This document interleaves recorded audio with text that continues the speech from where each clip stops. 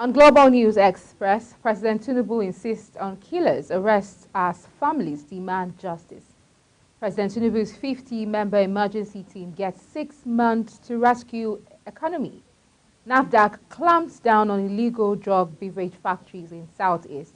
On the foreign scene, divers find 2 bodies in submerged truck amid Baltimore bridge collapse. And in sports, Omero, I beg your pardon, says Super Eagles focused on 2026 World Cup qualifiers. Hello and welcome to all our viewers in Nigeria and around the world to News Express on Global Television. We are live in the nation's capital, Abuja. I am Queen Agaba. President Bola Tinubu has posthumously awarded the 17 heroes of the Okwama killings with national honors. The president announced the awards during the burial ceremony of the 17 officers who paid the supreme price in Delta State at the National Cemetery in Abuja. Kike Lomo Okere was there for Global Television. In a solemn ceremony at the military cemetery in Abuja, President Tinubu, alongside top government officials, paid their last respects to the 17 soldiers brutally murdered in Okwama, Delta State. The nation mourns at dignitaries, including the Deputy President of the Senate and the Speaker, House of Representatives, governors, and senior government functionaries gathered to honor the fallen heroes. As a mark of national recognition for their sacrifice, President Tinubu declared that the slain soldiers will be posthumously bestowed with the national honors of the Order of Niger MON for the senior officers, while the remaining soldiers were honored with Order of Federal Republic OFR. To protect the families of our departed heroes, the federal government will provide housing in any part of our country to each of the families of the 4 officers and 13 soldiers that were among them. The federal government has also approved scholarship to all children of the deceased up to university level.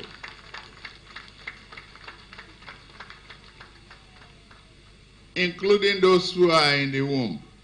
Earlier, the Chief of Defense Staff, while praising the bravery and dedication of the fallen soldiers, assured their families that the armed forces of Nigeria continue to stand by them, providing support and assisting in their time of need. By your side as you confront the challenges that lie ahead. Indeed, the world is a dangerous place. We together, working together hand in hand, will make Nigeria better, and indeed, the entire nation. To the perpetrators of this violence who seek to sow division and fear among our people, take this from me. Our resolve will not wither. We will hunt you down, we will bring you to justice, and we will restore peace and security to every nook and cranny of our dear nation. While commiserating with the families of these gallant soldiers, the Chief of Army Staff assured that the Nigerian Army will not leave them in the cold. Has added to the care of the Nigerian Army, and by extension, the Nigerian state, 10 widows, 3 of whom are 4, 5, and 8 months pregnant, 21 orphans, and many other dependents, which include parents. While commiserating with the families of these gallant soldiers, I assure them that the Nigerian Army and the good people of this country will not leave them in the cold. The President, governors, and other dignitaries and families of the slain soldiers lay wreath at the graveside. 21-gun salute was rendered in honor of the slain military personnel. It is no longer news that when soldiers are sent to the theaters of operation, some might not make it back, while some may come back handicapped. Now that the 17 soldiers have been paid their last respect, what remains now is how those they left behind will be taken care of by the government which they served. From military cantonment in Abuja, Kikelomo Okeri, Global Television News. President Bola Tinubu has insisted that the killers of 17 officers and men of the Nigerian Army in Delta State on March 14, 2024 must be arrested as families demanded justice during the burial of the slain military personnel at the National Cemetery in Abuja. In his address at the event, Tinubu declared that leaders in Delta State must fish out killers of the soldiers who were ambushed while on a peace mission in Okwama community in Delta State. This came as the president vowed that the killers would not go unpunished as he conferred posthumous national honors on the slain officers. Meanwhile, President Bola Tinubu has established a 31-man Presidential Economic Coordination Council comprising himself, the Vice President, Senate President and the Chairman of the Nigerian Governors Forum, among others. Tinubu also established a 19-member Economic Management Team Emergency Task Force, which he mandated to meet twice weekly and submit a 6-month comprehensive plan of economic interventions for 2024.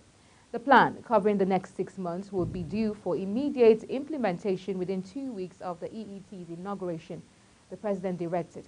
The EET comprises ministers, 4 governors, and some members of the economic management team, as well as the private sector. The House of Representatives has vowed to recover 2 Bell helicopters belonging to the Nigerian College of Aviation Technology, Zaria, sold to private individuals. The chairman, House of Reps Committee on Public Assets, Ademorin Kuye, said that at the investigative hearing on the sale of the helicopters in Abuja, Kuye expressed concern over the sale of the helicopters to private individuals when the college was left with no helicopter for training. The committee also questioned the process leading to the sale of the helicopters as security agencies, including the Nigerian Air Force, Navy, and the police, indicated interest in purchasing them. The federal government will, on April 4th, arraign Binance Holdings Limited and its 2 top officials, Tigran Gabayan and Flynn Nadim Anjarwalla, on allegations bordering on tax evasion.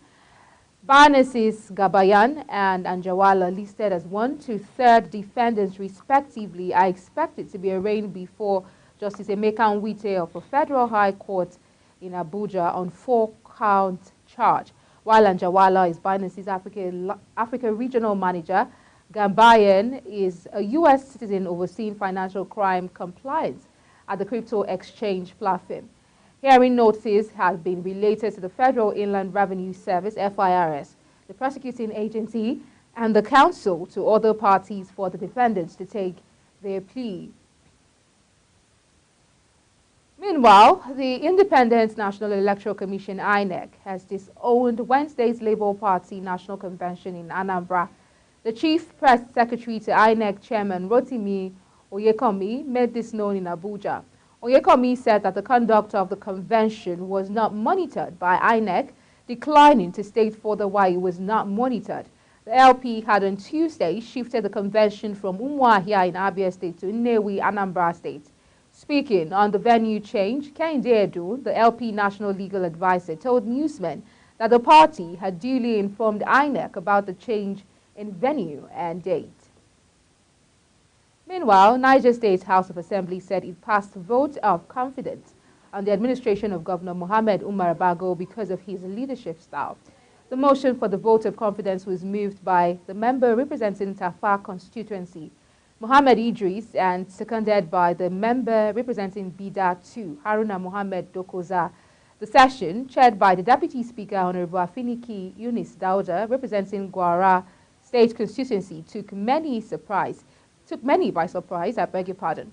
Afiniki said the session is to spotlight the administration posting that Governor Bago had been a dogged and dedicated leader who has shown exemplary leadership style.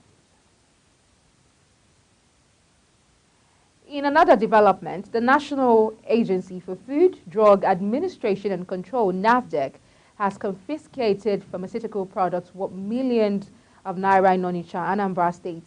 This is even as the regulatory agency has uncovered illegal factories producing counterfeit alcoholic beverages across Enugu and Imo State. The clampdown on illegal and counterfeit products underscores the agency's commitment to combating the distribution and manufacturing of illicit substances in the Southeast region. NAFDAC's director for the Southeast Zone, Martins Ilumoyade, made the successful raids during the press conference in Awka, Anambra State capital. Highlighting the Onitsha operations, Luyomade detailed the seizure of 892 bottles of codeine syrup alongside significant quantities of rohypnol and tramadol, among other controlled substances. Meanwhile, the Commandant General, Nigeria Security and Civil Defense Corps, Ahmed Audi, has deployed 35,000 personnel across the country to ensure hitch-free Easter celebration. According to a statement by the Corps spokesperson, Babawale Afolabi, the deployment, comprising officers and men with targeting no fewer than 35 personnel, is to provide watertight security before, during, and after the festivity to protect lives and property, including critical national assets and infrastructure. Adding that members of the public are also to support by giving useful and timely information on suspected acts and persons for prompt and appropriate response. The Armed Forces of Nigeria has declared 8 persons wanted in connection with the gruesome murder of 17 soldiers in Okwama community in Delta State. Director, Defense Media Operations, Major General Edward Buba, made this declaration in Abuja while addressing journalists on activities of the military in the theater of operations. He says the military will do whatever it takes to get the suspect. Kikelamo Okere has details. While fielding questions from journalists on the 17 soldiers who were gruesomely murdered on the 14th of March 2024 in Ukwama community in Delta State, the Director of Defense Media Operations says the military will leave no stone unturned to fish out the perpetrators of the heinous crime, adding that the armed forces is bent on sustaining the winning ways of the operational engagement. Nevertheless, troops will continue with their efforts until the culprits are found, arrested, tried, and brought to justice by Nigerian law. As for citizens, you must know that you are our first line of intelligence and therefore must rise to the occasion. We have a duty to flush out the culprits, and we must rise to that occasion. Meanwhile, during the week under review, the director rules out that troops neutralized 212 and arrested 252 persons. Troops also arrested 29 perpetrators of oil theft and rescued 244 kidnapped hostages.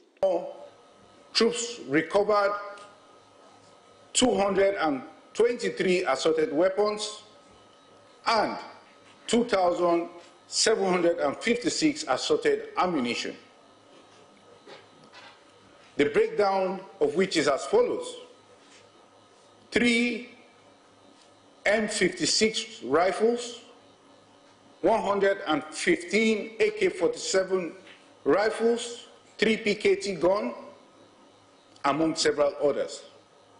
In the South-South zone, troops deny oil theft of the estimated sum of over 1 billion naira. In the Niger Delta area, discovered and destroyed 102 dugout pits, 41 boats, 36 storage tanks, and 8 vehicles, among others. Troops also recovered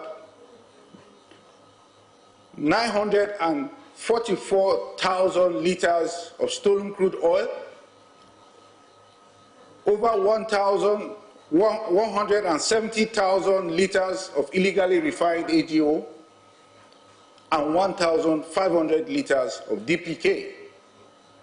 The foregoing indicates that troops are weathering the storm through offensive posture and improved understanding of modus of operandi of the adversaries. The director reiterated the military high command commitment to continue to eliminate threats posed by terrorists and their cohorts. Kike Lomo Okeri, Global Television News. The Defense Headquarters says the release of 313 terrorism suspects to Borno government was under orders of the Federal High Court sitting in Maiduguri. The Director, Defense Media Operations, Major General Edward Buba, who clarified in Abuja, said the suspects were detained on suspicion, but no evidence was found against them after investigation. According to him, the cases were prosecuted by the Federal Ministry of Justice, wherein the court ordered their release. The Federal Customs Service, Federal Operations Unit FOU Zone B, Kaduna, has given an update on the activities of the unit from 17 February to 28 March 2024, saying within the period it recorded a total of 98 seizures of 21 different items, which included contraband, foreign parboiled rice, used foreign shoes, petroleum products, vehicles, pasta, among others.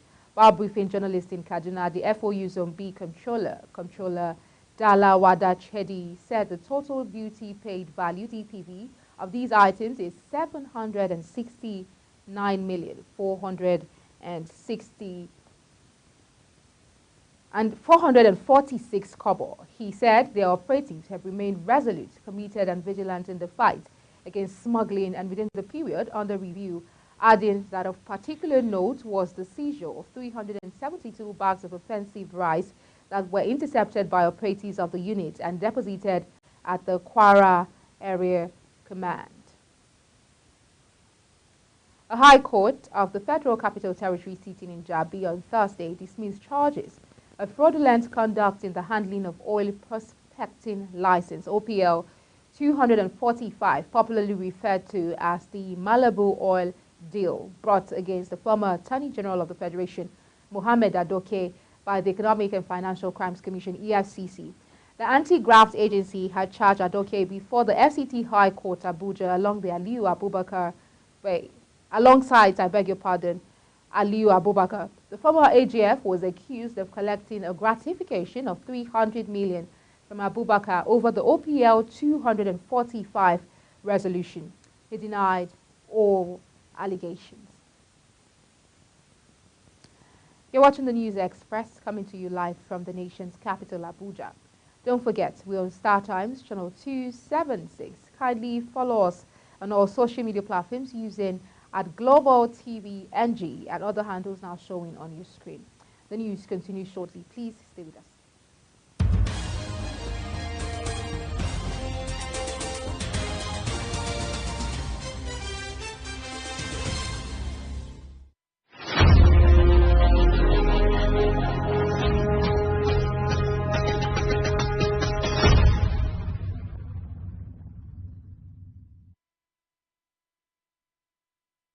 Many thanks for staying with us. Now, if you've just joined us, this is Global Television bringing you live broadcast of the News Express.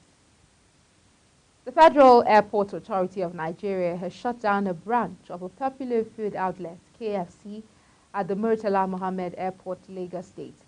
FAN stated this in a statement signed by its Director, Public Affairs and Consumer Protection, Obiageli Ora. The statement added that the directive followed a social media report by a passenger with reduced mobility who alleged discriminatory treatment he received at the airport. The authority has instructed that the KFC management should tender an unreserved apology in writing to the affected PRM and a policy statement of non-discrimination be written and pasted conspicuously at the doorpost of the facility at the Murtala Mohammed International Airport before it resumes operation. On the foreign scene, after months of warnings, a recent UN-backed report offered hard statistical evidence that the humanitarian catastrophe in Gaza is turning into a man-made famine. It has increased the pressure on Israel to fulfill its legal responsibilities to protect Palestinian civilians and to allow adequate supplies of humanitarian aid to reach the people who need it. The UN's most senior human rights official, Volker Turk, said in an interview that Israel bore significant blame and that there was a plausible case that Israel was using starvation as a weapon of war in Gaza. Turk, who is the UN High Commissioner for Human Rights, said that if intent was proven, that would amount to a war crime. The bodies of 2 people have been recovered from a red pickup truck which was underwater where the Baltimore Bridge collapsed. 8 construction workers were on the bridge when a ship struck it, plunging them into the waters below. 2 of the workers were rescued on the day, but the search continues for the other 4, all presumed dead. 4 of the 6 victims of the bridge collapse have been named so far. Officials say divers are no longer able to navigate the water safely because of concrete and debris found in the river. They are now using sonar scans and believe that vehicles that may contain other bodies are encased in superstructure and concrete that came down from the bridge. 2 other missing victims who are presumed dead have also been named Miguel Luna, originally from El Salvador, and Maynor Suazo Sandoval, a Honduran citizen, I beg your pardon. A 15-year-old girl, another woman, 63, and 2 men ages 22 and 49 have been stabbed to death in a stabbing spree at Rockford, Illinois, northwest of Chicago in the United States of America. Rockford police, in a statement confirming the attacks on its X handle, said the harrowing incident occurred Wednesday afternoon. Police said the Rockford became the scene of a devastating stabbing spree that left 4 individuals dead, including a teenage girl, and several others injured. It also confirmed the apprehension of a 22-year-old male suspect following the violent attacks that occurred at multiple locations within the city, approximately 90 miles northwest of Chicago. In business, the National Agency for Science and Engineering Infrastructure has projected a reduction in imports bill by 25% to $34.7 billion by 2030. These were contained in a document presented by the Executive Vice Chairman of NASENI, Khalil Halilu.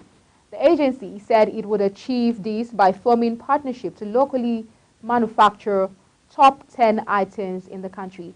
NASENI also projected to generate over 3 million jobs in the same year through focused technology, knowledge transfer to over 300,000 small and medium enterprises, and to lift 2.5 million people out of poverty in 5 years. Meanwhile, interest rates and huge demand have propelled investments in mutual funds to 82.2% rise, with its net asset value reaching 2.82 trillion naira year-on-year in February 2024 from 1.55 trillion naira recorded in the corresponding period of 2023. The latest data released by the Securities and Exchange Commission showed that dollar fixed income funds recorded the highest NAV in absolute term at 1.354 trillion naira as against 315.8 billion naira recorded in the corresponding period of 2023. The dollar fixed income funds accounted for 48.6% of the total value of the NAV under the dollar fixed income funds. Stanbic IBTC Asset Management was the most active player among the 25 players in the market, recording 803.5 billion naira and accounting for 59% of the total NAV. Lastly, on entertainment, the president of the Actors Guild of Nigeria, AGN, Emeka Rollas, has denied the purported death of veteran actor Zak Orji. The social media was awash of the death of the veteran Nollywood star. The rumor came few days after another veteran actor, Amechi Monago, passed away after battling kidney ailment. Zak Orji had been in the news about his ill health after it was reported that he had slumped and was in a critical condition. But debunking the rumor on his post on Facebook, Rollas said Zak Orji is alive, calling on the general public to ignore mischief makers who enjoy circulating fake news. And that's it on the News Express. But as we end the News Express, let's take a quick look at some of our top stories. President Tinubu has insisted on killers' arrest as families demand justice. President Tinubu's 50-member emergency team got 6 months to rescue economy. NAFDAC clamped down on illegal drug beverage factories in Southeast. On the foreign scene, divers found 2 bodies in submerged truck amid Baltimore's bridge collapse. And that's it on the News Express, and it came to you live from the nation's capital, Abuja. Don't forget, we're on Star Times, channel 276. Kindly follow us on our social media platforms using @GlobalTVNG and other handles now showing on your screen. I'm Queen Agaba. Thank you for watching. See you again.